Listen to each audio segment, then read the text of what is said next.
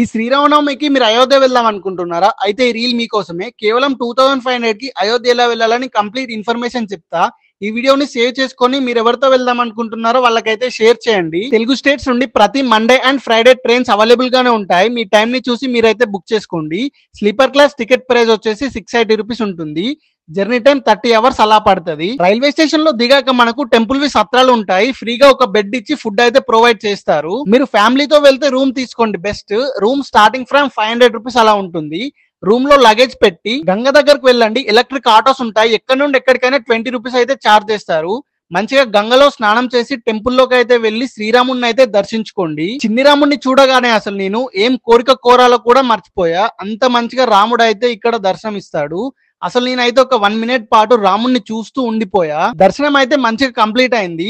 నాకు నచ్చిన విషయం ఏంటంటే అయోధ్యలో ఏ మూలకు వెళ్ళినా మనకైతే ఫుడ్ అయితే ప్రొవైడ్ చేస్తారు ఫ్రీగా. మళ్ళీ సేమ్ రూమ్ కి వెళ్ళి లగేజ్ తీసుకొని రైల్వే స్టేషన్ కి వెళ్ళి మన తెలుగు స్టేట్స్ కి అయితే వచ్చేయండి. ట్రైన్ కి వచ్చేసి up and down 1360 rupees, room కి అయితే 500 రూపీస్, ఆటోకు 60 రూపీస్, ఫుడ్ కు ఒక 500 రూపీస్ అయితే వేసుకోండి. టోటల్ 2420 రూపీస్ అయితే అవుతుంది మనకు. ఇంకా మరిన్ని ఇలాంటి బడ్జెట్ ట్రిప్స్ కోసం మన పేజ్ ని అయితే ఫాలో కొట్టడం మర్చిపోకండి. Thank you so much.